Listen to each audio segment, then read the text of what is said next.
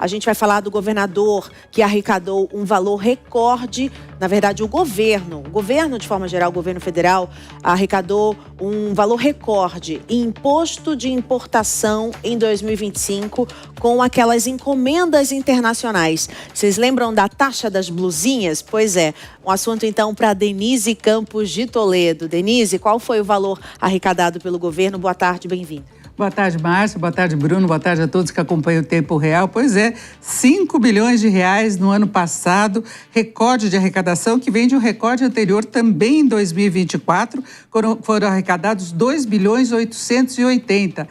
Já se imaginava esse recorte, mesmo com a diminuição das transações através das plataformas de e-commerce, porque houve, na verdade, uma regulamentação. Se fez muito barulho na época do lançamento, já havia uma regulamentação anterior, só que os exportadores lá do exterior, as plataformas, driblavam. Então, passavam as compras aí como pessoas físicas, tinha pessoas físicas aí com 10 milhões de transações. Então, em determinado momento, o governo lançou essa ideia de uma taxação diferente para evitar que houvesse esse drible. Se colocou o nome de taxa das blusinhas. O governo acabou recuando porque teve uma chiadeira danada, principalmente nas redes sociais. Só que depois o Congresso aprovou essa taxação. Como o governo vem aumentando vários tributos, ampliando o leque de tributações, ele ficou também com a responsabilidade, com a culpa, entre aspas, da taxação das blusinhas, que vem rendendo muito, 5 bilhões, sendo que o governo bateu recorde no ano passado de arrecadação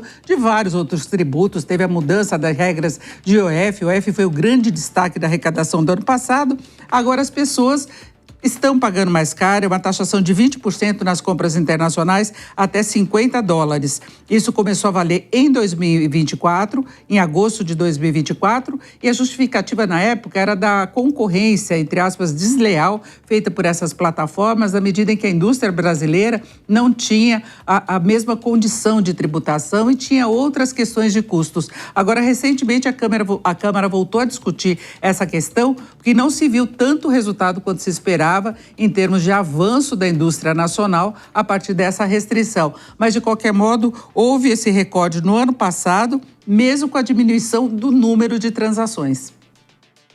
Agora, sobre uma elevação de imposto de importação de bens de capital. Como ficou essa repercussão do governo falando de bens de capital e também de informática? Teve um aumento na importação? Qual foi o número divulgado? Olha, Bruno, essa daí é uma expectativa que a decisão do governo, que passou pela Camex, deve sair só na próxima semana, mas o setor de máquinas e equipamentos já está comemorando, dado o ingresso forte de máquinas, equipamentos, bens de capital, de informática no país, no momento em que aumentou a taxação nos Estados Unidos e também na Europa. Vamos lembrar que a indústria nacional continua com aquela mega taxação de 50% nos Estados Unidos. Isso pode ser alvo, inclusive, das discussões entre o presidente Lula e Trump na reunião do mês de março, mas, de qualquer modo, a indústria continua penalizada por isso. E a indústria de transformação, no ano passado, teve uma performance muito ruim. No balanço que foi divulgado pelo IBGE, foi um segmento que teve variação negativa no ano passado em termos de avanço da produção.